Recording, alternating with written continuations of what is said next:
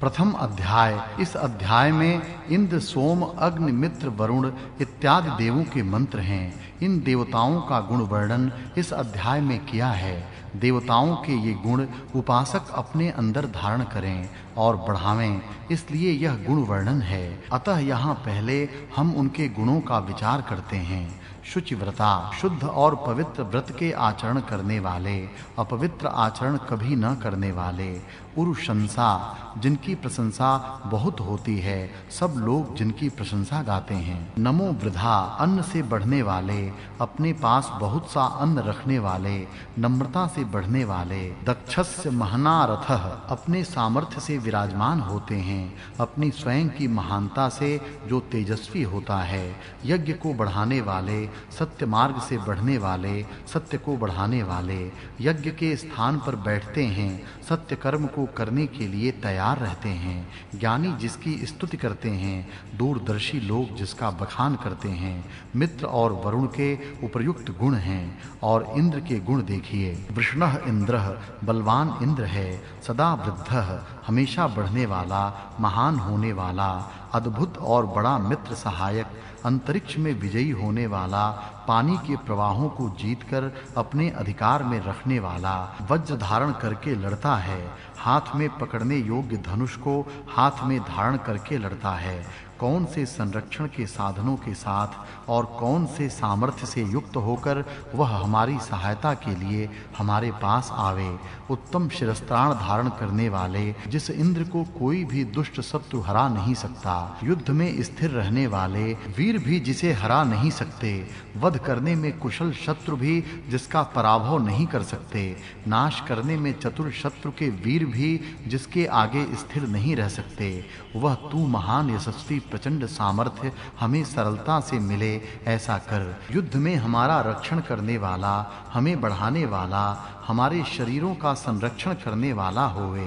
तेरा मन जहाँ रहता है वहाँ तू श्रेष्ठ बल बढ़ाता है और अपना घर निर्माण करता है। दर्शनीय शत्रु को हराने वाले, सोमरस से आनंदित होने वाले इंद्र की हम स्तुति करते हैं। मित्रों का रक्षण करने वाला, हमारे सैकड़ों प्रकार से रक्षण करने के लिए तू उत्तम प्रकार से तैयार रहता है। बाधा करने वाले शत्रुओं से रक्षण करने के लिए तैयार रह। हे अद्वितीय शस्त्रधारी इंद्र, अपने संरक्षण की इच्छा करने वाले हम, विलक्षण शक्ति धारण करने वाले, तुझे अपने संरक्षण के लिए बुलाते हैं। हम कर्म करते हुए अपने संरक्षण के लिए तेरे पास आते हैं। वह शत्रुओं का पराभव करने वाला तरुण उग्रवीर हमारे पास हमारे संरक्षण के लिए आवे। विजयी संरक्षक, तुझे हम वरण करते हैं। हे स्तुति के योग्य इंद्र, हमारी इच्छा पूर्ण करने के लिए हम तेरी आराधना करते हैं। अब सोम के विशेषण देखिए। तेजस्वी चमकने वाला, देवों के साथ रहने वाला, तेजस्वी चमकने वाला, चमकने वाले तेज से युक्त वीर्यवान सोम, स्वच्छ बलवान हितकारक, स्तोताओं के द्वारा प्रशंसित होने वाला, ज्ञानी, तेजस्वी, मिलकर रहने वाला, तेजस्वी चमकने वाला, राक्षसों को मारने वाला, सब देखने वाला, महान, घेरने वाले शत्रु को मारने में प्रवीण, अधिक धन देने वाला, अत्यंत मीठा, कर्मों को उत्तम प्रकार से करने में प्रवीण, महान तेजस्वी, आनंद बढ़ाने वाला, बलवान, उसके पीने से बल बढ़ता है। ज्ञान बढ़ाने वाला, जानने वाला, उत्तम ज्ञानी, हरे रंग का सोम, अन्न रूप से हितकर, तेजस्वी, विशेष ज्ञानी, बल बढ़ा,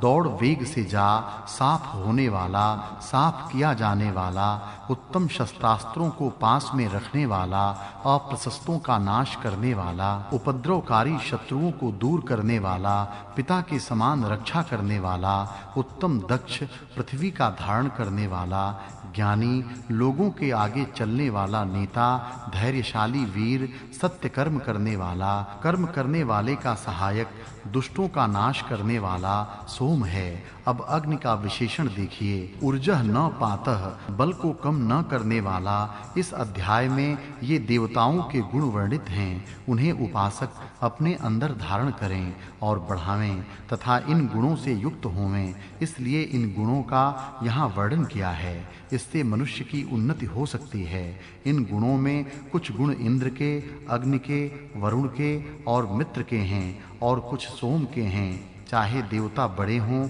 या छोटे, उनके गुणों की ओर लक्ष्य रखना चाहिए और देवत्व प्राप्त करना चाहिए। दूसरे की ओर ध्यान न देना चाहिए। यह नियम यहाँ पालनीय है। धन प्राप्त करना। मनुष्य की उन्नति के सब कार्य धन से होते हैं। धन के बिना कुछ नहीं हो सकता। धन का उचित उपयोग करने से मनुष्य धन्य होता है। इस प्रकार यह धन मनुष्य को सुख प्राप्त कराने वाला है।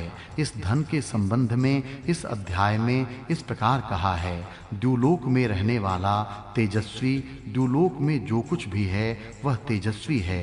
उसी प्रकार धन तेजस्वी है। उत्तम दान देने योग्य, अनेक सामर्थ्यों से युक्त, जिसके कारण अनेक प्रकार के सामर्थ्य प्रकट होते हैं। बहुत सा अन्न देने वाले, यदि धन पास में हो तो बहुत सा अन्न प्राप्त हो सकता है। बहुत अन्न से युक्त, सैकड़ों और हजारों सामर्थ्यों से युक्त, गायों से युक्त अन्न देने वाला, धन के ये गुण इन मंत्र में कहे हैं, वे माननीय हैं। मनुष्यों के लिए उपयोगी सब धनों को प्राप्त करके तेरी सेवा करने की इच्छा करने वाले हम तेरी स्तुति करते हैं। धनों को धारण करने वाला यह सुवर्णमय देव यज्ञ में अपने स्थान पर बैठता है। यह देव रत्नों को धारण करता है। यह अपने भक्तों को धन देता है। हे इंद्र, घोड़े, गाय और धन अथवा अन्न की इच्छा करने वाले हम तेरी प्रार्थना करते हैं, हमें यह सब दे। सुदृढ़ रहने वाले शत्रुओं का धन विनष्ट करने के लिए यह सोम तुझे प्रसन्न करता है। स्तुति करने वालों को प्रशंसनीय धन देता है। धनवान शत्रु के पास रखे हुए धन हमें दे। इस प्रकार धन के विषय में इस अध्याय में कहा है। शत्रु के धन को उसे हराकर हम अपने पास ले आवें, ऐसी इच्छा यहाँ है। शत्रु को हराने का बल अपने में हो, यह इसका उद्देश्य है। धन के साथ साथ बल, सामर्थ्य, शूरवीरता आदि गुण अपने अंदर होने चाहिए। यह भाव यहाँ है। देवों के लिए सोमरस को तैयार करके पहले देवों को अर्पण करना चाहिए, फिर याजकों को पीना चाहिए। वह दिखाने के लिए कहा है। इंद्र, वरुण, मरुत आदि देवों के लिए सोमरस छानकर शुद्ध करो। वह अग्नि हमारा हित करने वाला है। उसे हव्य देने के लिए हम हवनीय द्रव्य देते हैं। तुम ऐसा समझो कि जय तुम्हारे सामने है, अपनी पराजय कभी न हो, इतना बल अपने में होना चाहिए, जरा भी भय न होना चाहिए, तभी विजय निश्चित है। सोमरस के पास कुत्ता न आवे।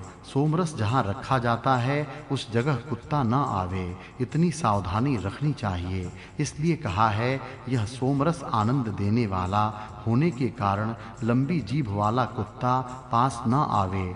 कुत्ते को बहुत दूर करना चाहिए, वह सोमरस के पास न पहुँचे, ऐसा प्रबंध करना चाहिए। स्तुति से लाभ। इंद्रादि देवों की स्तुति यज्ञ में मुख्य होती है।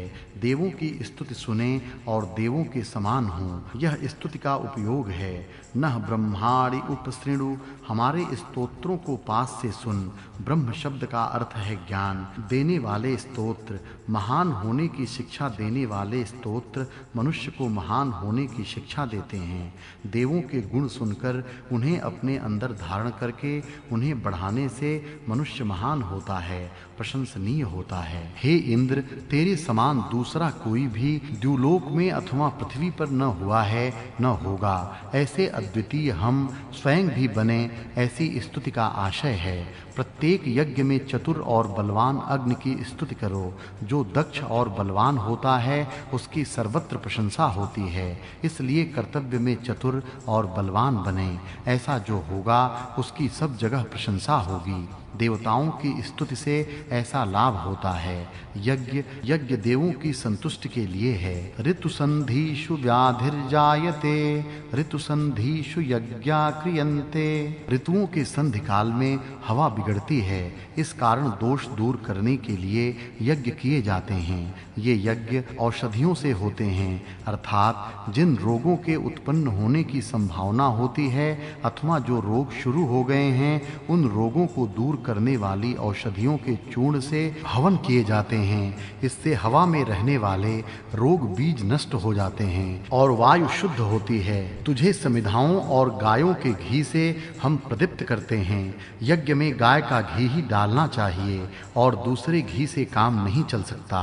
हे तरुण अग्ने, तू अधिक प्रकाशित हो, अधिक जल हवनीय द्रव्यों को देवों के पास पहुंचाने के लिए आ, अर्थात तुझ में हम जो भी हवनीय द्रव्य डालें उन्हें तू देवों को प्रसन्न करने के लिए उन्हें देवों के पास पहुंचा। हमारी गायें जहां रहती हैं वहां गाय के घी का सिंचन होकर वह स्थान पवित्र हो। गाय के घृत से हवन से वह स्थान पवित्र होता है। इतना विष को नष्ट करने का सामर्थ्य गाय के घी में है।